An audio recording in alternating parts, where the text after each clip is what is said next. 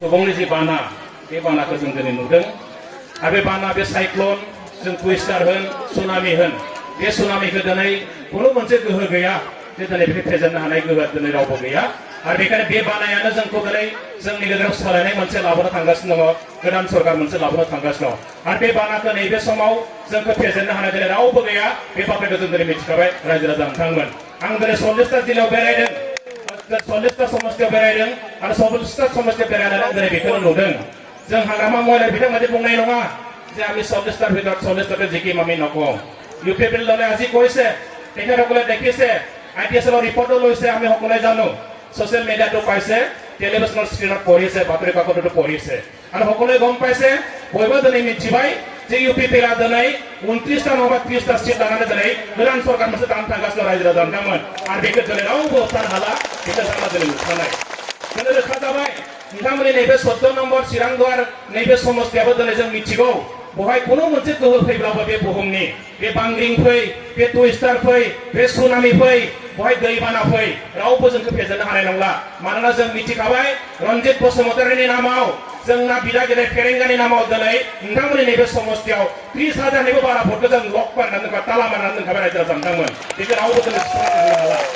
गोबाङानो गोबां खामानि मावगोन दिनै खिन्थु बिथांमोना हानाय नंलिया मानोना जोंनि रायजो राजा बेखौ गोसोखौ फोरानना दोनखाबाय इतिमध्ये जोंखौ ताला मारिनानै दोनखाबाय आरो बे साबिया दा जोंना फेरेंगा दानि पकेटावसो दङ दा प्रमद बर'नि पकेटाव दङ रावबो मोनला बे साबिखौ रायजो राजा नोंथांमोन गोनो गोथो जानांगौ जेबो बाथ्रा गैया जि बाथ्राफोरखौ लानानै जों दिनै गोलाव सम 17 बोसोराव जों भुगिबोबाय आरो जों दुलाय भुगिला आं मोनसेल' बाथ्रा खावलायनो सानदों जोंनि भटनि एसे मूल्य दङ ভোটৰ আমাৰ মূল্য আছে আমাৰ যেহেতু ভোটাধিকাৰটো আটাইতকৈ ডাঙৰ এটা মূল্য এটা ভোট দি কেতিয়াবা জিকিও যাব পাৰে এটা ভোট দি আপুনি হাৰিও যাব পাৰে তাৰ কাৰণে মই এতিয়াও অনুৰোধ কৰিছো আজি আপোনাৰ বহুমূলীয়া যেটো ভোট এই ভোটটো আমি কেতিয়াও নষ্ট কৰিব নালাগে আমি এটা দেখিছো যে বিটিএছ অঞ্চলত বা বিটিআৰ অঞ্চলত চৰকাৰ গঠন কৰিব পৰা মাত্ৰ দুটাহে দল আছে এটা দল আছিল বিপিএফ আৰু তেখেতসকল আজি ইতিহাস হৈ যাব জাৰিমিন আছিল বিপিএফা आं गोबां जिल्लायाव बेरायदों ओरै बाक्सायाव उदालगुरि क'क्राझाराव बेरायदों माखासे गामियावथ' जों सोंदों बे गामियाव बिपिएफआ दंना गैला न'खरसेल' दंसै सार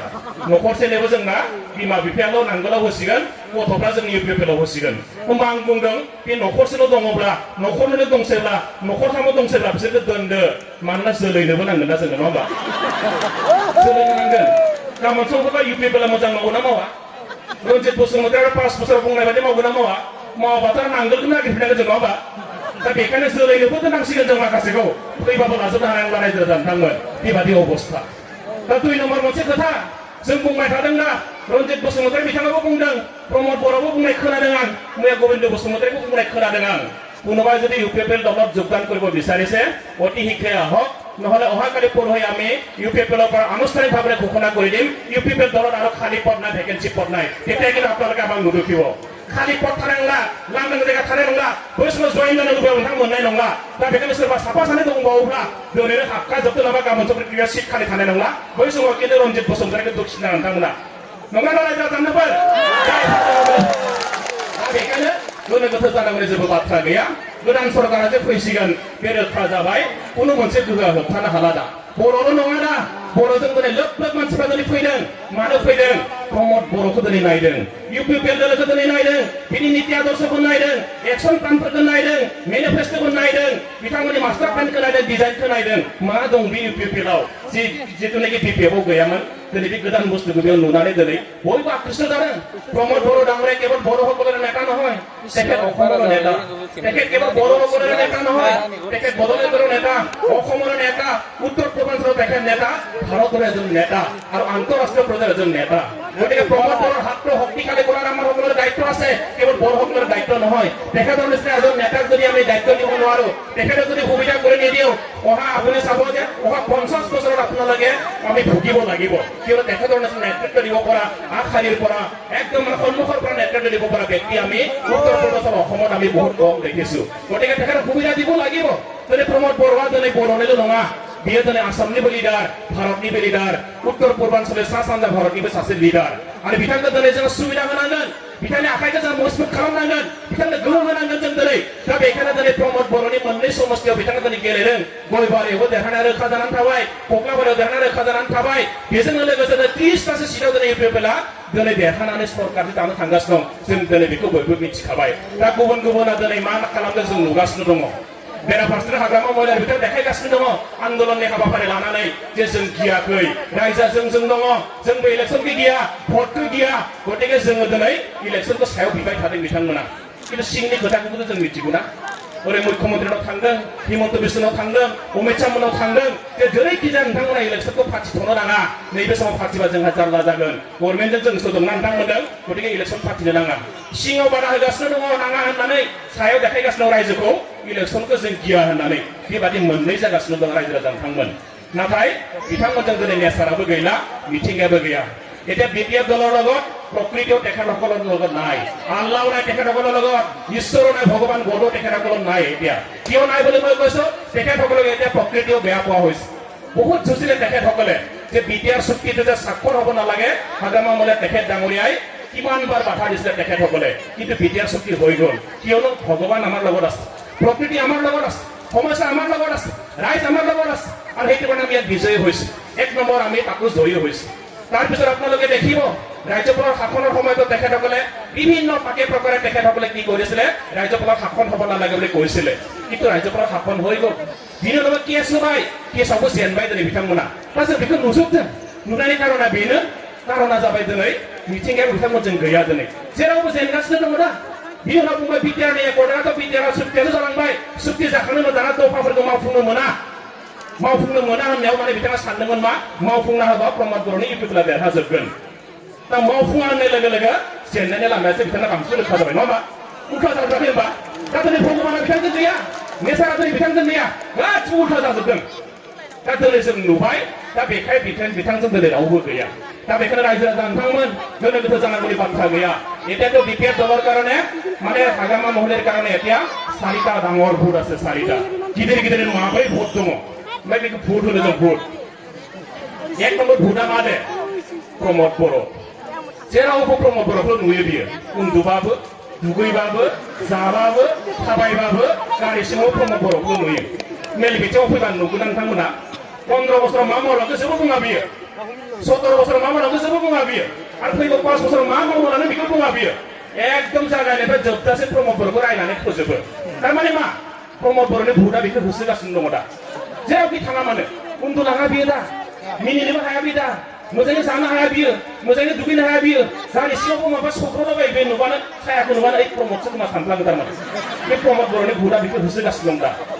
बे जों मा लुबैदोंमोन थांनाय 17 बोसोरावनो जेखौ मावनो हायासै एसे बुंफिननानै रायजो राजाफोर 17 बोसोर जों मावनो हास्लाबासै बारा जों जोबासै 5 बोसोरखौ जोङो सम होफिनदो बेखौ बुङा बियो प्रमद बर'खौसो रायनानै थांजोबो बियो एक नम्बर भोट बे प्रमद बर' बेखौ होसोगासिनो दं दा बिथांखौ आरो 2 नम्बर भोट मा भोट बेलाय 2 नम्बर भोटआ जाबाय बिनि फेलेंनि भोट বিফলতাৰ ভোট তেখেতক খেদি আছে এতিয়া বিগত 17 বছৰ তেখেতে যিবিলাক কৰিব নোৱাৰিলে সেই কথাবিলাক এতিয়া তেখেতে অনুতপ্ত হৈছে অনুমোচনা হৈছে आं मानोसोबो मावनो हामारासै बे बाथ्राखौ दिनै बिथाङा सानदों दा 2 नम्बर भोटआ बेनो বিফলতাनि भोट फेलेंनि भोट बिथाङा जे थांनाय बार फेलारनि जितु भोट बे भोटआ बिथांखौ होसोगासिनो दङ मोजाङै थानो हाया दा बिथाङा सानफ्रामबो होसोगासिनो मा गोरोन्थि मावबोना 17 बोसोराव आंथ' बिराद मावदोंमोन आंथ' बिराद होदोंमोन किन्तु बिथाङा मावनाया मोनसेबो बियो बेबस्थानि गेजेरजों जायाखै सिस्टेमनि गेजेरजों जायाखै बे बाथ्राखौ दिनै बिथाङा हमनो हादों आरो बे 2 नम्बर भोटआनो दा बिथांखौ होसोगासिनो दङ 3 नम्बर भोट दङ करापसननि भोट दुर्नीतिनि भोट भ्रष्टाचारनि भोट आरो बे भ्रष्टाचारनि भोटआ ओरैबायदि देरसिन भोट बिथांनि थाखाय दिनै प्रमद बर'आ बुंदों जोंना रन्जित बसुमतारी बिथाङाबो बुंदों बिथाङाबो देवालिनि अफारखौनो होबायनो दा मा अफार बेलाय बे अफारा जेबो नङा दिनै बिथांमोना भ्रष्टाचार खालामदों ना दुर्नीति खालामदों ना जब कार्डनि बिथांमोना फैसा जादों आइवाइल'नि फैसा जादों रेशन कार्डनि फैसा जादों जोंनि जेसेबां डिपार्टमेन्ट दङ बिटिएडि ओनसोलाव सोलिनाय सिगां बिटिसिआव बे डिपार्टमेन्टनि मोनफ्रोमबो डिपार्टमेन्टआव बिथांमोना भ्रष्टाचार खालामदों दुर्नीति खालामदों दा बेखायनो प्रमद बर' बिथाङा बुंदों रन्जित बसुमतारी बिथाङा बुंदों जे जोंनि सरकारा फैनाय लोगो लोगो बिथांमोनखौ इन्टरेक्ट खालामनानै साफा साफा मानसिखौ जाय बिथांमोना दुखिया मानसिनि रायजो राजानि थाखा फैसाफोरखौ जानानै भ्रष्टाचार खालामदों दुर्नीति खालामो सासेबो गनायना साफा बिथांमोना जेराव थांजोबनांगोन होननानै बिथांमोना बुंदों जेलनि खांसो दिनै बिथांमोना गियासनो दङ मानो गिदों जेराव थांजोबदों नोंसोर रावबो गवा दिनै बिथांमोना बे खोथाखौनो आरो जेलनि भुटआ दा बिथांखौ होसोगासिनो दङ दा मोनसेखौ बिथाङा डिसिसन लानो हासिगौ अनेक दङ बिथाङा हयथ' बुंनो एसे बादों BPFनि गोबाङासो दा माने BJPआव हाबनो नागिरदों होनदों खिन्थु आंथ' सानदों 1 नम्बराव बाराबा बेसो थांनो हाग्रोसिगौ दा बिदिबो आं सानफ्लांदों आरो मानो जेलनिफ्राय बारग'नांगोन ना जेराव थांनो गिबायना बिथाङा दा इसिबां बुरजा माने टाकानि हाजो खालामबाय बिथाङा सम्पतिनि दिनै दा हाजो खालामबाय दिनैथ' भ्रष्टाचारा दुर्नितियानो बिथाङाव दंखायो बिथाङा 100% मिथिगौ जौसे जौखोन्दोखौ बिथाङा गाव मिथिगौ दा बेखायनो बिनिफ्राय बासिनो थाखाय दिनै गुबुन लामा नागिरगासिनो दं बिथांमोना नाथाय बासिनाय नङा रायजो राजा नोंथांमोन नेचारा रावखौबो हगारा पाप मावदोंबा नोंथाङा बिनि थाखाय भुगिनो नांगोन सास्तिखौ मोननांगोन आरो दिनै रायजोआ बेखौनो नोंथांमोना साजा होनो थांगासिनो दङ दिनै लोब लोब रायजो राजा नोंथांमोना दुर्निति भ्रष्टाचारनि हेंथायैथ' दिनै फैदों नङा रायजो राजा नोंथांमोन दा बेखायनो नोंथांमोनानो दिनै बिथिथ' खालामनांगोन जे हाग्रामा सरकारखौ उदखार खालामनांगौ जायोबा BPF सरकारखौ उदखार खालामनांगौ जाबाय नैबे गोहोआ सागोन रायजो राजा नोंथांमोना सागोन आरो बेखौ नोंथांमोना मावनानै देखायनांगोन होमबासो जों बुंगोन येस जोंबो सोलायनाय लुबैयो जोंनोबो मोजां नांगौ मोजां मोनसे खुंथायखौ जों लुबैयो बे बाथ्राखौ फोरमान खालामनो हानाय रायजो राजा नोंथांमोन आं बेखायनो आइ आफाफोरखौ खावलायदों जोंनि आइजोफोरखौ आं खावलायनो सानदों दा नैबे साननैसो उनाव इलेक्सननि दिनाव घोषणा जानाय लोगो लोगो जोंनि गेजेराव थाखा फैसानि राजनिति सोलिसिगोन फैसा रानफैगोन अमा बेदर जाफैगोन जुमाय लोंनो फैगोन बाइकआव जोंना थाव सोना होफैगोन मबाइल रिचार्ज खालामना होफैगोन बै समाव जों मा सिद्धान्त लानो बेखौ जों रोखा खालामनांगौ रायजो राजा नोंथांमोन आलासिखौ बरायनाय गिदिर बाथ्रा नङा बेन पार्टि दामनाय बे गिदिर बाथ्रा नङा आखाइ खबनाय बे गिदिर बाथ्रा नङा आसल सोलायनांगौआ जोंना नैबावसो सिद्धान्तआ थिग जानांगोन आं बेखायनो खावलायदों गोबां आइजोफोरा जोंना मा जायो थाखा फैसा लानायनि उनाव भटखौ होनो नागिरा आं बुंनो पापनि फैसाखौ दांनोबो नाङा फैसा होबा लागोन ना लाया रायजो राजा नोंथांमोन लाया येस नै बेजोंसो देरहागोन जों सानैसो आइजोआ जोंना बुङो होबा लागोन सार खिन्थु आं भटखौ होआ मिसा खोथा बियो नंखाय बाथ्रा बियो 500 होलांगोन 1000 होलांगोन 1500 होलांगोन हरसे उन्दुलांनाय नङा नोंथाङा फैसाखौथ' लानाया लाबायहा आं 500 1000खौ आं लाबाय लानाया भटखौ होआबा पाप नांसिगोन नामाहाय सानफ्लांगोन नोंथाङा नंगौना नङा पाप नांगोन ना हिनजाव मानसिफोरा मिथिगौ थाइबा लाबाबो होफिनो जोंनिया आंनि न'आव आं नुयो मालाबा आंनि वाइफआ मालाबा गावनि लोगोफोरा थाइबा हरफिनो 10 थाखा हरफिननायखौ नुनानै आं मिनियो आरो मालानि थाइबा हरफिननो नोंलाय होननानै ओइ दाखालि रिक्सा गाखोनायाव लाथ'दोंमोन थाइबा आंनि लोगोनो हरफिनबाय आं जायो थाइबाखौ हरफिनो जोंना हौवाफ्रा 500बाबो हरफिना नङा होमबा हिनजाव मानसिया लेनदेनाव बिराद मोजां 200 लाबाय नालाय भटखौ होखागोन आं नङा होमबा 300 लाबाय नालाय भटखौ होखागोन आं दा गतिके लेनदेना मोजां नालाय लानोनो नाङा बेखौ जोंना सासे बाजैया दा गोरबोआव सासे गथ' दङ जोनोम जासिगोन बियो 2-3 मासनि उनाव बे फैसा 500खौ लाखांनायनि उनाव सानबाय थागोन बियो आंनि गथ'आथ' गोथारै जोनोम जागौमोन 500खौ आं लाबाय दा नांगोल आं भटखौ होआबा आंनि गथ'आ बोरैबा जोनोम जाबा गन्थंआनो गैया जाबालाय बे खोथाखौ सानफ्लांगोन नोंथाङा दा गतिके डिसिसनखौ ला बे पापनि खामानिखौ मावनो नाङा रायजो राजा नोंथांमोन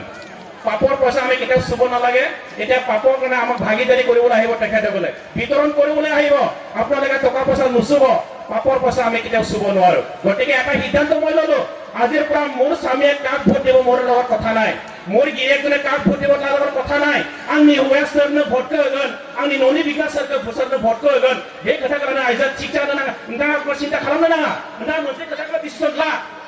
आंहा खिन्थु रन्जित बसुमतारिनो भटखौ होनोसै हाय ट्रेक्टराव नों सोरनो होयो आंहा खोथा गैला बिदि होनबाबो जानाय नङा आंबो रन्जित बसुमतारिनो होगोन जोंनि गथ' गथायनि थाखाय गामिनि थाखाय ओनसोलनि थाखाय जातिनि थाखाय जोङो बिटिआरनि थाखाय जोङो देग्लाय मा खालामगोन जोङो नांगालखौ दोनथ'नानै जोङो मा खालामनि बिबारखौ दोनथ'नानै जों मा खालामनि एबा ट्रेक्टरनि सागरायाव रन्जित बसुमतारिनो आं भटखौ होनोसै आरो बेजोंसो दिनै देरहागोन आइजो नोंथांमोन बेजोंसो देरहागोन आरो बे सिद्धान्तखौ लानो हागोन आइजो नोंथांमोन गावनि हौवायासोरखौ होयो होआ बेजों खोथा गैया खिन्थु आइजोआ थिग खालाम आरो दिनै इउपिपिएल दोलोआ देरहानाया मानो रोखा जादों मानोना जों लोब लोब आइजोफ्रा दिनै बाहागो लादों बे आइजोआनो दिनै डिसिसनखौ लानो हायो दा बेखायनो रायजो राजा नोंथांमोन गोनो गोथो जानांगौनि जेबो बाथ्रा गैया बे सिद्धान्तफोरखौ गावनो लादो सोलायनांगौनि थाखाय मोजां खुंथायनि थाखाय जौगानांगौनि थाखाय आरो उन्दै उन्दै गथ'फोरनि गाबोन भबिष्यतनि थाखाय जों बे सिद्धान्तखौ लानो हानांगोन आरो बेखिनि रिस्कखौ लानो हाबानो जों मिथिबाय जे जोंनियाव सोलायनाया फैसिगोन खुनु मोनसे गोहोआ जोंखौ होबथानो हानाय नंला जों बुजिजोब्बाय दा 2 नम्बर खोथा आं बुंनो लुबैदों जों मानो इउपिपिएलनो भटखौ होनांगौ 1 नम्बर खोथा फनेन बर'आ बुंलांदों बिटिआर एकर्डनि दफाफोरखौ जाय दोलोआ बुंदों मावफुंगोन बे दोलोनो जों भटखौ होनांगोन हाग्रामा महिलारि बिथाङा बुंदों आंनि बिपिएफआ सरकार दायोब्लाबो मोनसेबो दफाखौ आं मावफुङा होमबालाय एक नम्बर जों बेनो भटखौ होआ नङा होमबा बिथाङा दा बिटिआर रेकर्डखौ बुंदों भेलुलेस जेबो गैया होनदों বিটিআর রেকর্ডটা বিথাং মুদা বিটিআর রেকর্ডটো একো নাই এতে ব্রিটিশের নামটো হলনে কৰি বিটিআর কৰিছে গতিকে ইয়াত একো নাই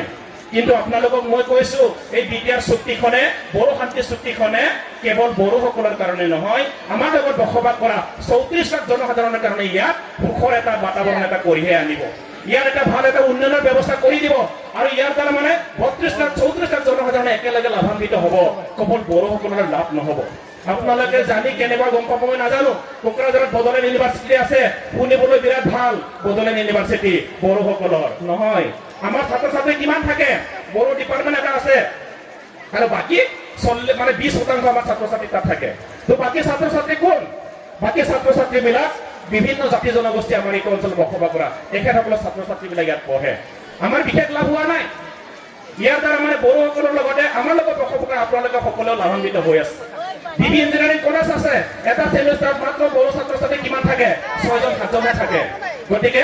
সিআইটি আছে সিআইটিৰ আপোনালোকে চাব 10% 15% আমাৰ ছাত্ৰ ছাত্ৰী তাত থাকে তো বাকি ছাত্ৰ ছাত্ৰী অল ইণ্ডিয়া লেভেলৰ পৰা তাত আহে তো গতিকে এই অনুষ্ঠান প্ৰতিষ্ঠানবিলাক অহাৰ পিছত কেৱল বড়োসকলৰ লাভ হ'ব এইটো কথা নহয় ইয়াত সকলোৰে লাভ হ'ব दा बेखायनो दिनै इउपिपिएलआ बुंदों आरो प्रमद बर'आ जोंना रन्जित बसुमतारिया गोविन्द बसुमतारि बिथांमोनानो सागानगिरि हिसाबै इउपिपिएलआव थानानै सरकारजों थाफानानैसो खामानिखौ मावनांगोन आरो बिनि थाखायनो इउपिपिएल दोला देरहानानै फैयोबा बिटिआरनि जेसेबांखिनि दफा दङ बे दफाया मावफुंजाजोबगोन आरो बिनि थाखाय आसाम सरकार भारत सरकार कमिटमेन्ट होदों जे बर'फोरखौ दिनै बर' शान्ति सुक्ति होननानै बुंदों आरो बे बर' शान्ति सुक्तिखौ जुदि मोनफ्रोमबो दफाखौ मावफुङाबा बिनि नामखौ जों बड' पिस रेकर्ड दोननो हायामोन मानि थाखाय दोनदों बर' गोजोन गोरोबथा बेखायनो बुंनाय जादों दा सरकाराबो दायित्व दङ मावफुंनांगोन खिन्थु हाग्रामा महिला बिथांमोना बुंदों जों मावा फारसेथिं बिथांनिनो स्टार केम्पेइनार दङ जों मिथिगौ डक्टर अञ्जलि प्रभा दैमारी बिथाङा बुंगासिनो दङ আমাৰ চৰকাৰী মানে বিটিআৰ চৰকাৰে যদি গঠন কৰে আমি যদি মানে শাসনত আহো তেতিয়াহ'লে আমিও বিটিআৰৰ দফাবিলাক এটা এটাকৈ ৰূপায়ণ কৰিম होननानै खोथानिनो কোনো तालमिल गैया नङा होमबा हाग्रामाया आलदा बुङो खाम्फा बरगयारिया आलदा बुङो अञ्जलि दैमारिया आलदा बुङो कुनु मोनसे नीति प्रस्तुत खालामना लायाखै बिथांमोना कुनु सिद्धान्त गैया जाय जेखौ मोनो बेखौनो बुंबाय थादों दिनै आरो बेखौनो रायजो राजा दिनै गोनो गोथो जादों गोनो गोथो जानांगौ जेबो बाथ्रा गैया रायजो राजा नोंथांमोन गोबां जिनिसा दिनै बेयाव फैदों दहाय बुंलांनाय बायदि सेन्ट्रेल इउनिभार्सिटि फैदों बाय मेडिकेल कलेजेस फैदों केन्सार हस्पिटाल बेयाव फैदों स्पर्ट्स सेन्टारानो जोंना चाइनाया मोनथाम जिल्लायाव जाबावसिगोन दा चिराङाव बाक्सायाव उदालगुरियाव स्पर्ट्स इउनिभार्सिटि जागोन बेयाव अर्गेनिक इउनिभार्सिटि बेयाव जागोन रेलनि दाबा बानायग्रा फेक्टरि क'क्राझाराव जागोन बा इसिबां बुरजा जिनिस बेयाव आरो बयनिख्रुइ देरसिन बाथ्रा नोंथांमोना खोनानानै गोजोननाय मोनगोन जे नैबे एकर्डआव मा दं मा गैया बे एकर्डआव जोंहा दिनै बिराद गिदिर मोनसे लाब जादों मा लाब बेलाय फैगौ 20 अक्ट'बरनिफ्राय गवायाव नेशनेल गेम्स जागोन आरो बे नेशनेल गेम्सआव बर'फ्रा देग्लाय लुबैयोब्ला बिटिआरजोंनो बर'फ्रा आलादायै बेयाव बाहागो लानो हागोन रायजो राजाफोर बेखौ सोर गोहो मोनदों बेखौ आसाम बादिसो गोहो मोनो इउनियन टेरिटरि बादिसो गोहो मोनो नाथाय बिटिआर एकर्डआव जों दिनै बे सुबिदाखौ मोननो हादों बिराद गिदिर बाथ्रा बियो रायजो राजा नोंथांमोन आरोबो बेनिफ्राय देरसिन जिनिस जोङो मोननो थांगासिनो दंमोन जोंनो सिनायथि थामोनथानि थाखाय नाथाय जोंनि बर'निनो माखासे दैदेनगिरि बिथांमोना होबथानायनि थाखाय जों दिनै बेखौ मोनासै जियानो जा बे सिंनि खोथाफोरखौ जों उनाव रायलायगोन दिनै बिसायख'थिनि सम आं बे बाथ्राखौ बारा रायलायनो सानाखै दा एक नम्बर खोथाया जादों बिटिआर एकर्डखौ जाय दोलोआ बुंदों जाय हान्जाया बुंदों जोङो मोनफा मावफुंगोन बिनि दफाफोरखौ जों बे दोलोनो भटखौ होनांगोन रायजो राजा नोंथांमोन एक नम्बर 2 नम्बर बाथ्रा जोंनो सोलायनायखौ नांगोन मा सोलायनाय बेलाय अखाफोरखौ जोङो नोंथांमोननि खुंनायखौ बोखारनो नागिराखै चिरां जिल्लायाव जों हाथरखिखौ बोखारनो नागिराखै मा सोलायनो नागिरदों सोलायनाया बेनो थांनाय 17 बोसोराव बिपिएफआ जेखौ सोलायनो हायासै जों बेखौ सोलायनो नागिरदों सिस्टेमावनो गैयामोन बिथांमोना जों सिस्टेमाव लाबोफिननो नागिरदों बेबस्थाखौनो जों लाबोफिननो नागिरदों दा बे थासारिखौसो जों खालामनो नागिरदों रायजो राजा नोंथांमोन दा बेखायनो बे सोलायनायनि थाखाय नोंथांमोना जेरैबायदि गोसो फोराबाय आरो बेखौ जों माराबो फावसायनांगौनि खोथा गैया दा सोलायनांगौनि थाखायनो जोङो इउपिपिएलनो भटखौ होनांगोन रायजो राजा नोंथांमोन सोलायनाया जेबो नङा जों सिगाङाव मा नुदोंमोन नोंथांमोना मिथिगौ जे खुंगिरियाबो जोंनि बर'आनोमोन खुंजाग्रायाबो जों बर'आनोमोन मोनसे समाव जों नुदों नाथाय बे बिपिएफ दोलोनि जेब्ला जोङो बिथांमोना खुंथाय दङमोन जों नुदों क'क्राझार बादियावनो जों नुदों काजलगाव बादियाव जों नुदों बिराद गिदिर गिदिर सिन्डिकेट बसायनानै जोंनि आइ आफाखौ हालाय हाफाय खालामदोंमोन सानसेखालि आं नुबाय सानैसो जोंना बुरि मानसि आबैमोन बै आबैमोना फैना मा खालामो साइकेलाव गावनि मैगंफोरखौ लांना लाबोयो मालाबा साम' खननानै फानफैयो थास' आथिं बिथाङा खाना लाबोयो न'नि लाफाखौ फानफैयो मैथा फानफैयो मालाबा लाइ मुला फानफैयो मनायाव नारना लाबोयो साइकेलजों लोगो लोगो जोंना मा जायो हाब्रुबारियाव माखासे सेंग्राफ्रा जोंना दान्दा गोलाव होबथाना दोनो बेखौ बारबोनांगौ ना दा बारबोनाय समाव सेंग्राफ्रा बुङो नै आबै बिदि बारनो मोना नै मादै बिदि बारनो मोना बारनाय लोगो लोगो नोंथांमोना 30 थाखा होबासो थांनो मोनगोन माइखि बाजाराव नङाबा थांनो मोना होमबा सोंबाय मानो 30 थाखा होनांगौ नङा जोंहा थाखा फैसा गैला जोंखौ लिडारफ्रानो बिदि थानो थिनदों लिडारफोरनो फैसा बियोबा बुङोनो नोंसोर मा खालामना लायो खांना लादोलै जों मिथिला ओरै बाइकनि थाव सोनो गैला मबाइल रिचार्ज खालामनो गैला जानोबो थाखा फैसा गैला दा बेखायनो अर्डार होबाय नोंसोर सिन्डिकेट खालामो ना मेला खुङो ना जुवा पातियो जि ना अनलाइन लटारि खालामना लाजोबदो खिन्थु जोंनिफ्राय गरसे फैसा मोना नोंसोर गावनो खालामना ला लोगो लोगो दान्दा गोलाव होबथाबाय जोंना सेंग्राफ्रा दा बेनिफ्राय उद्धार जानांगौ जों बेनिफ्राय परिबर्तन लुबैदों जों दिनै दा सासे आबैया गावनि न'आव खुबैनाय मैथाखौ लाफाखौ मुलाखौ मानो फाननो मोना बेलाय बेखौ फाननो फैनायाव मानो 30 थाखा होनांगौ गेटआवलाय बे जाथायाबो जाबोदों जोंना दिनै ब्रिटिशनि दिनावबो बिदि नङामोन खोमा नाथाय नैबे खुंथायाव बिदि जाबोदों दा बेखायनो जों बिनि परिबर्तनखौ जोंनो नांगौ दिनै सोलायनाय नांगौ जोङो दिनै जोंना जों गोबां मानसिफोरखौ दिनै नुदों जे बाहा जादों आं दाखालि माने खैराबारियाव मिटिं जादों बय माने बेंगली सम्प्रदायनि मानसि दङ बय माने सासे आइजोआ बुंदों जे मोर मताটো কি দুখ কৰিছিলে মই নাজানো কিন্তু আজিকালি মোৰ মতাটো ইমান বেয়া কৰি দিলে সদায় নিশা এটা দুটা বজাত আহে নিচা লাগি আহে কেতিয়াবা তাচ খেলি আহে হাৰি আহে এইবিলাক কোনে কৰিলে কোনো কৰা নাই এইটো বিপিএফ দলে কৰিছে होननानै बुंबाय दा बिपिएफ दला खालामदोंनो गासिबो जुमाय लोंहोजोब्बाय जुवा गेलेहोबाय हरनि 1टा 2टायावसो हगार हरोनो बेबादि बर'निखौथ' खालामजोबखाबायनो गुबुन हारिखौबो गाराखै दिनै बेसो दुखुनांथाव बाथ्रा बे थासारिया सोलायनांगौ रायजो नोंथांमोन बिदि दोनबाय थानो जों हाया दिनै जोंनि उन्दै उन्दै गथ'फोरखौ दिनै बेंगुरा खालामजोब्बाय माजों कालचार मोनसे बिथांमोना खालामदों जौ जुवा मेला अनलाइन लटारि ओरैबायदि बुरजा बुरजा जोंनि गेजेराव दिनै हगारना होबाय बेयो जोंनि थासारिखौ गाज्रि खालामजोब्बाय रायजो नोंथांमोन दा बिनि परिबर्तनखौ जोंनो नांगोन दिनै बे सोलायनायखौनो जों दिनै लुबैदों दा बेखायनो बे थासारिनि गासिबो सोलायनांगोन आं दिनै बेखौ लुबैदों दा रायजो राजा नोंथांमोन 2 नम्बराव जों सोलायनांगौनि थाखाय इउपिपिएलनो भटखौ होनांगोन 3 नम्बर बाथ्रा आं बुंनो लुबैदों जोंनि जौगानाया दिनै जानांगोन बे आबुं जौगानाय সর্বাঙ্গীন বিকাশ হ'ব লাগিব সমমৰ্যাদা আমি পাব লাগিব আৰু এইবাৰৰ বিকাশটো আমি কৈছো প্ৰত্যেকখন ঘৰত পদলি মুখলৈকে গৈ পাব লাগিব প্ৰত্যেকৰ ঘৰলৈকে গৈ পাব লাগিব 2-3 জন লোক শতাংশ মানে ইয়াত ধনী হলে নহ'ব नोंथांमोननि आं नायदों नैबे बिटिआर ओनसोलाव माखासे बिराद धनी जालांबाय बिल्डिं सानख'नो हाया नोंथाङा बेसेबां ताला जाखो गारि मटर सानख'नो हाया बिराद धनी माखासेखौ दिनैबो नायदों चिरां जिल्लायाव तिरपालनि न'आव थायो तारपलिनि न'आव बाक्सा जिल्लायाव नायदों तारपलिनि न'आव थायो क'क्राझारनि अबस्थाया मोजां नङा आं दहाय झारबारियाव थांदोंमोन लामाथिं नुदों न'फ्रा बारा मोजां नङा बेबादि थासारि मानो जादों बिदि धनीयाथ' बिराद धनी जालांबाय दुखिया बिराद दुखिया जालांबाय मालाबा मालाबा जोंनि गलाघाटआव थांनानै लेक्सार होयो लिडारफ्रा नोंथांमोना मानो जोंनि बिटिसि ओनसोलाव थाङाब्रा बिटिडिआव खेबसे थांलाय जोंनियाथ' थाखा फैसा बारावनो बिरना थालाबाय जोंना बिटिडिआव बिदि बुंहैयो ओरै फैनानै नायबाय आं अफा थाखा फैसा गावजों गाव माने नांलाय खमलाय स्किम मोनैनि बेखौसो नुफैबाय आरो बिदि नङा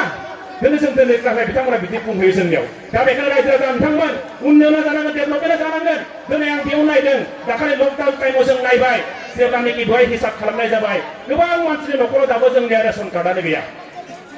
आईडी नाम्बारानो गैया बिपिएलनि जों नुदों गोबांनियाव दाबो माने जब कार्डआनो जोंनियाव गैया मानो गैया बेलाय बेथ' जानांसिगौमोन ना दा आं गलाघाटनि मानसि आं नमिति नार्जारिया 2 बोसोर सिगाङाव आईवाय न' मोनदों आजिखालि बेखौ प्रधान मन्त्रि आवास योजना होनो आं नाङा होनदों आं क'क्राझाराव दंबाय थायोमोन होमबा जोंनि पन्चायतनि हसिबा सेक्रेटारि आंनो फन हरदों प्रफुल्ल कुमार शइकिया बिथाङा फन हरबाय আপুনি ক'ত আছে आं बुंबाय মই क'क्राझाराव আছো কেতিয়া আহিব এসপ্তাহমান লাগিব সোনকালে আহিবচোন আপুনি होननानै কিয় যে আপনার নামত আইওয়াই ঘর আইছে আপনি লব লাগিব होमबा आं बुंबाय आंनो आईवाय न' नाङा आंनो आईवाय न' नाङा गुबुननो होनांगोन बाय दुखिया मानसिनो ओहो जोंनि गलाघाटआव ट्राइबेल मानसि एसटि मानसि लानो रावबो गैला नोंथांनि न'आव गंथाम फैदों लानांगोन नोंथांमोना होनना आंनि फंबाय सानैनि फैदों आंनि फैदों आरो आं बुंबाय बे न'खौ लायाबा मा जागोन लायाबा मोनब्रै कारन नोंथाङा देखायनानै मिनिस्टार अफ होम एफेयार्सआव गृह मन्त्रालय लिरनांगोन मा मा कारन नोंथाङा न'खौ लाया बेयाव लिरना हरनांगोन कर्ट एफिडेभिट खालामनानै आं बुंबाय बिराद झामेला माथो ओं झामेला होनना आं नोंथाङा मा उसुबिदा जानानै सोंबाय जोंथ' 10टा कारन होनांगोन नोंथाङा न'खौ मानो लाया बै समाव 2011 सनाव इक'नमिक सेन्सासखौ सोर खालामामोन नोंथांनि माने APL निफ्राय बोरै BPL जानानै थांखो बै टीमाव सोर सोर दंमोन सार्भे खालामनाय समाव रिपर्ट हरनायाव सोर सोर दंमोन 10तासो कारन देखायनानै गृह मन्थ्रिनो नोंथाङा लाइजाम लिरनांगोन कर्ट एफिडेविट खालामनानै मानो आं रमेश नार्जारि न'खौ लाया आरो होमबाथ' बिराद खामानिया देखुन इमाने जुदि दिगदार হয় তেতিয়াহ'লে ঘৰটো বনাই দিয়ক जाबाय आं दा न'खौ लुनानै दोनबाय आं दा IY न' आंनि न'आव दा बिराद मोजां लिरनानै दोनदों आं सरकारि न' बादि खालामगोन आं बेखौ मा खालामो IB बादि खालामनानै दोनदों आं दा जोंना रन्जित बसुमतारी फेरेंगाया मालाबा जोंनि न'आव थाङोब्ला सरकारि मानसि जागोन नालाय बिथाङा गिबियावथ' MCLA जागोन बिनि उनाव जुदि बिथाङा जुदि जोंना मा होनो बेखौ राजभोगआ दङ EM जागोन बिथाङा नङा होमबा बे बिथाङा जेब्ला EM जायोबा जोंनि न'आव थांब्ला बै न'आवनो दोनगोन आं सरकारि न'आव बिथांखौ जाग्रा जालायजा जाथांमोन सरकारि न'आव IY न' सरकारनि आसनि बियो दा बेखायनो जोङो बिदि मोनदों जोंनियाव नाङा होनबाबो न'खौ जासिना होदों नोंथांमोना नांगौ होनबाबो होआ नङा होमबा नंगौना नङा दे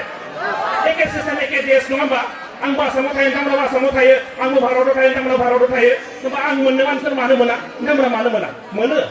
खिन्थु बे सिस्टेमा जोंना थिग जायाखै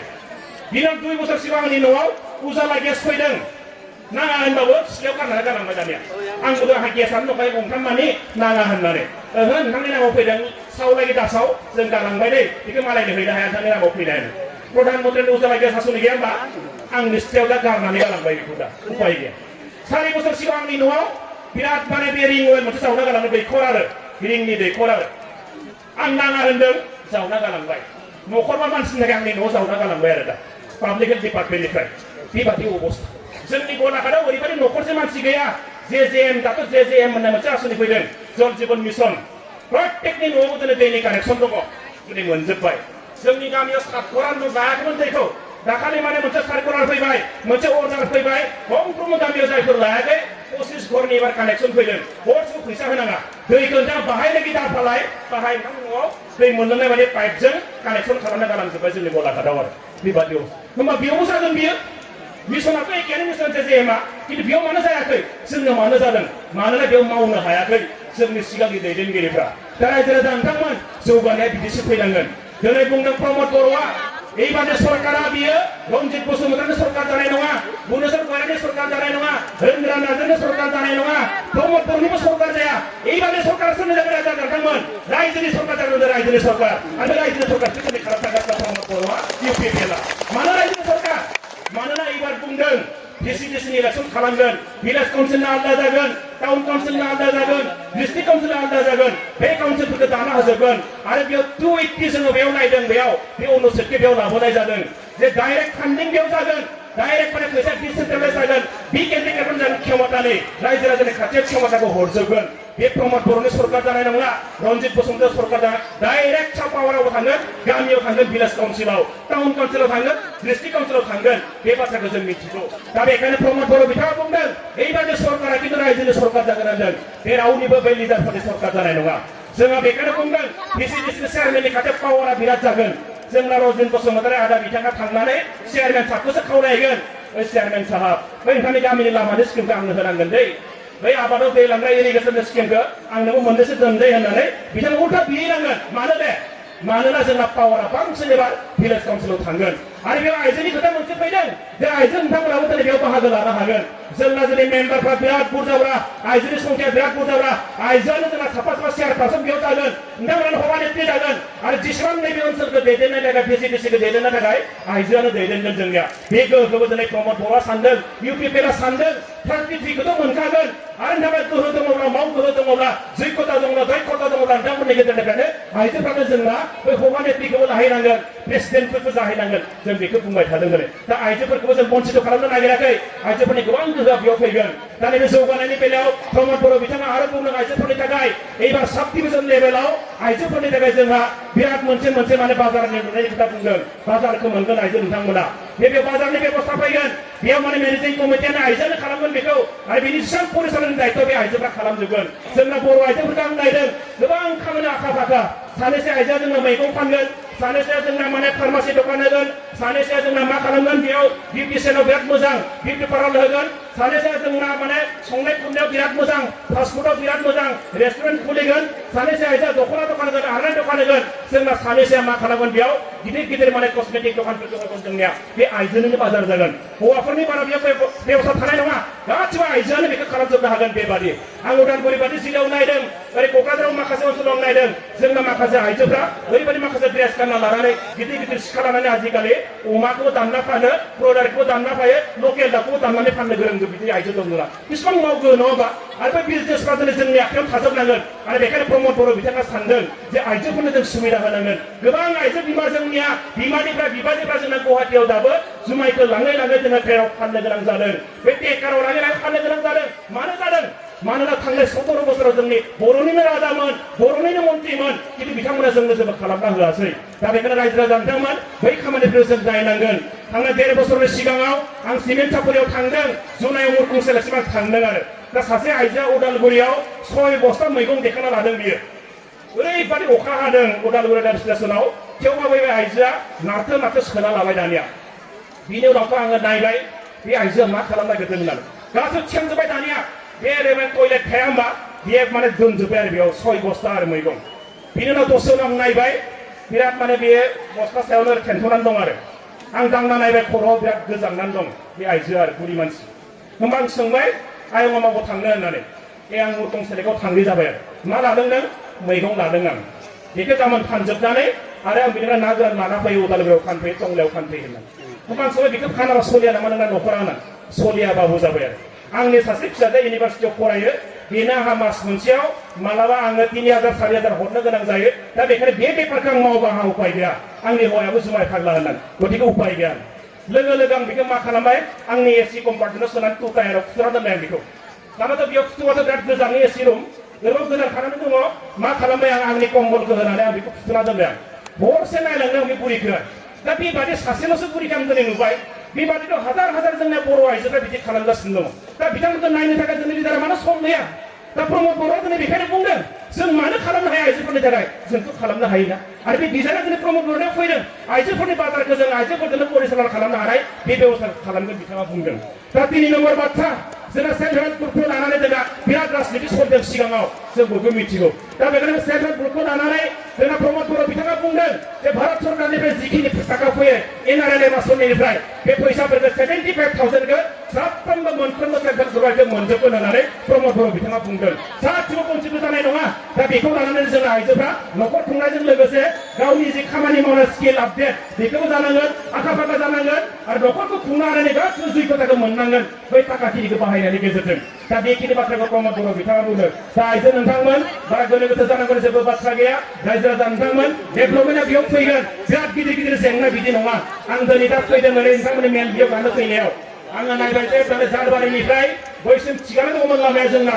सामथाइगुरिसिम नाथाय ओरै हाबबोनाय लोगो लोगो जों नुबाय बेयावनो 45 मिनिट टाइम लाबाय आरो जाय लामाया 10 मिनिटल' लामा बा 45 मिनिटनि सम गारदों खिन्थु थांनाय गोलाव समाव बेयाव जोंना जायफ्रा खन्थाइगिरि हिसाबै दंमोन जायफ्रा बिनि लिडारमोन जायफ्रा बिनि इएममोन बिथांमोना दिनै बिनि थाखाय जेबो राहा लामा लायासै जोबोद दुखु गोनां बाथ्रा इन्टारनेसनेल रड बे नंगौ खिन्थु नोंथाङाथ' बिनि सासे दैदेनगिरि ना बेवहाय नोंथाङाबो बिहोमा दङ बेबादि गोबां लामाखौ जों नुदों भुटानजों लिंक जानाय ओरै माजबादावबो दङ जों नुदों बिराद मोजां नोंथांमोना कक्लाबारि थांबानोबो बिराद मोजां बेफोर मानो मोजां जानो हादों ओरै सालबारिजों फैनायाबो बिराद मोजां खालि जोंना बे गेलेफु थांनायानो मानो गाज्रि जानांगौ बिराद जुग जुग बिदि जानो हाया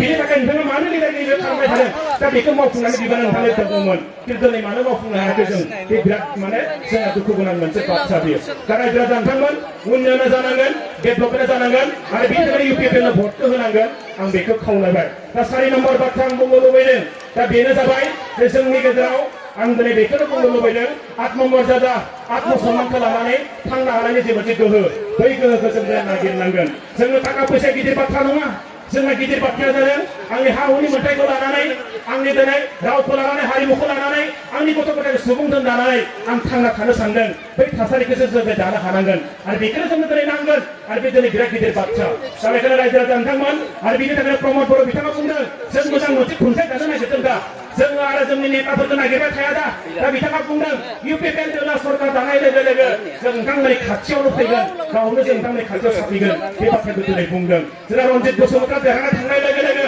बिथांनि थाखाय मोनसे अफिस नांगोन बेयाव आरो बेखौ फुंदियाव बानायनांगोन रुनि खाथियाव बानायनांगोन गुरु भाषायाव बानायनांगोन सामथाइबारियाव जोंना बानायनांगोन बै अफिसखौ नागिरबाय थागोन बिथांखौ दिनै जोंनि बिथाङा इलेक्सननि थाखाय दिनै बेयाव फैदों भटखौ नागिरनानै गाबोन समफोरखौ जों बिथांखौ नागिरबाय थाया बिथांनि थाखाय अफिस नांगोन थांनाय समनि जों भिसिडिसि अफिसफोरखौ नायदों बिपिएफ दोला सालायना बै भिसिडिसि अफिसफ्राव मा जायोमोन बेयाव मा जायोमोन आड्डा जायोमोन बेयाव मानि आड्डा जौ जुवानि आड्डा जायोमोन बेवहाय लोंनाय जायो जानाय जायो खाना जायो पार्टि जायो गासिबो जाजोबोन बेयाव खिन्थु जोंनि भिसिडिसि अफिसार जायगायाव बिदि जानाय नङा होनदों बेयाव मा जागोन कम्पिउटार थागोन बेयाव मा थागोन जोंनिया प्रजेक्टर थागोन बेयाव प्रजेक्टफ्रा बेयाव थाजोबगोन बेयाव मोजां मोजां खोथा रायलायगोन बेयाव मा आसनिखौ जों बानायगोन गासैबो जिनिसा बेयाव थाजोबगोन आरो भिसिडिसि अफिसाव जोंना मा थागोन ट्रेक्टर थागोन मारा हाग्रा मेसिन थागोन बेयाव माइ हाग्रा मेसिन थागोन बेयाव जेसेबांखिनि जि नांगौ बेखिनिखौ मोनजोबगोन दा रायजो राजा नोंथांमोन प्रमद बर' देखा बेखायनो बुंदों जे नोंथांमोना बे भिसिडिसि अफिसाव थानाय गंफ्रोमबो भिसिडिसि अफिसाव गिबियाव गंनै ट्रेक्टर थागोन आबादनि समाव नोंथांमोना नांगौ जायोबा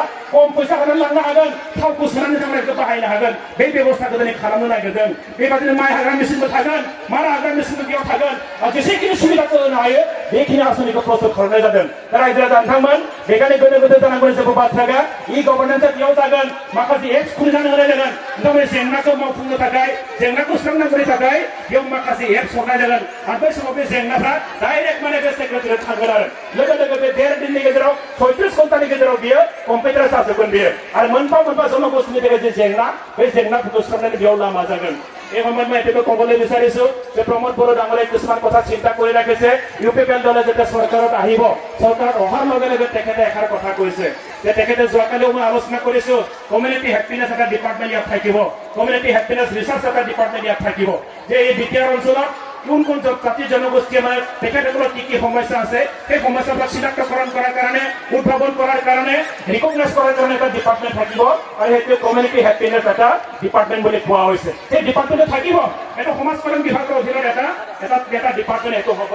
গতিকে সেইটো কৰিব বিচাৰিছো এতিয়া ৰাভাসকলৰ কি সমস্যা আছে নাথযোগীবিলাকৰ কি সমস্যা আছে আদিবাসী সন্তানবিলাকৰ কি সমস্যা আছে সংখ্যালঘু সম্প্ৰদায়ৰ কি সমস্যা আছে বড়োসকলৰ কি সমস্যা আছে গাৰোসকলৰ কি সমস্যা আছে কোচ ৰাজবংশীবিলাকৰ কি সমস্যা আছে এই গোটেই সমস্যাবিলাক উদ্ভাৱন কৰি এটাকৈ সমাধান কৰাৰ এটা পথ প্ৰশস্ত কৰিব বিচাৰিছে আৰু প্ৰমোদ বড়ো ব্ৰেণ্ডৰ সেই আইডিয়াটো আহিছে গতিকে ভাৰতবৰ্ষতো এইটো এটা ডিপাৰ্টমেণ্ট নাই অসমতো ডিপাৰ্টমেণ্ট নাই কিন্তু প্ৰমোদ বড়ো ব্ৰেণ্ডৰ সেই ডিজাইনটো আহিছে গতিকে ভাল এটা ডিপাৰ্টমেণ্ট হ'ব এইটো কমিউনিটি হেপিনেছ এটা ৰিচাৰ্চ চেণ্টাৰ ইয়াত থাকিব গতিকে সেই ৰিচাৰ্চ চেণ্টাৰৰ যোগেদি এই সমস্যাবিলাক সমাধান কৰাৰ কাৰণে এটা পৰিকল্পনা কৰা হৈছে তাত বিবিএফ থাকেন সমস্যাবিলাক ডাঙৰ নহয় একদম মৌলিক সমস্যাবিলাক সমাধান কৰাৰ কাৰণে আমি এটা পদক্ষেপ ল'ব লাগিব আৰু যিটো পদক্ষেপ এতিয়া প্ৰমোদ বড়ো ডাঙৰীয়াই কৈ আছে ইউপিপিএল দলে কৈ আছে তা বেকানে বাৰাগলা সম লানো সানাदै ৰাইজৰ নংথাংমান মই সকলোকে অনুৰোধ কৰিছো আপোনালোকে বাহিৰত থাকি বহুত ডাঙৰ আমি কথা কম কিন্তু আমি কৈছো আপোনালোকে ইউপিপিএলত আহি লওক ব্যৱস্থাপনাত সোমাই লওক পলিচি মেকিং যদি আপোনালোকে সোমাই লওক আপুনি নীতি প্ৰস্তুত কৰাত সোমাই লওক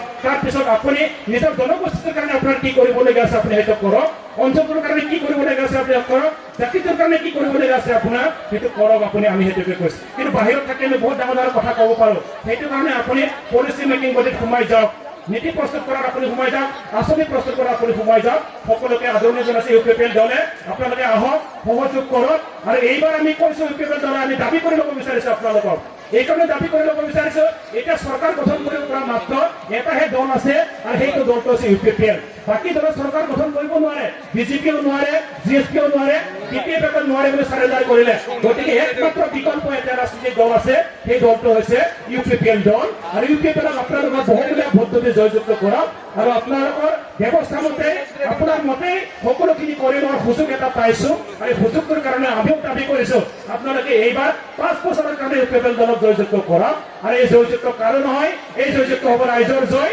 আৰু ৰাইজৰ জয়ৰ লগত আপুনিও সদায় লগত থাকক সেই কথাকে ক'লো दा जोबनायाव बयबो साम बेखौनो खावलायदों रायजो राजानोंथांमोन गोनो गोथो जानांगौनि बाथ्रा गैया जि सानखालि बिसायख'थिनि दिना फोसावजागोन साना फोसावजागोन बै सानखालि फुङावनो दुगै लोबै फैनानै गोथार गोसोजों फैनानै नोंथांमोना ट्रेक्टरनि सावगारियाव रन्जित बसुमतारी बिथांखौ भटखौ होनानै देरहाहोदो आरो बे देरहानाय रावनिबो देरहानाय नङा बे देरहानाया सोरनि देरहानाय जागोन बेयो रायजोनि देरहानाय जागोन गणतन्त्रनि देरहानाय जागोन बिटिआर ओनसोलनि देरहानाय जागोन आं बेखिनि बाथ्राखौनो बुंबाय जोबनायाव आं बेखौनो खावलायदों इउपिपिएल लं लिभ इउपिपिएल लं लिभ इउपिपिएल लं लिभ प्रमोद बर' लं लिभ प्रमोद बर' लं लिभ प्रमोद बर' लं लिभ रन्जित बसुमतारी लं लिभ रन्जित बसुमतारी लं लिभ रन्जित बसुमतारी लं लिभ परिवर्तन লাগিবই परिवर्तन লাগিবই परिवर्तन লাগিবই আমাক লাগে সুস্থ সরকার আমাক লাগে সুস্থ সরকার আমাক লাগে সুস্থ সরকার আমাক লাগে সুস্থ সরকার UPPL long live UPPL long live UPPL long live ধন্যবাদ।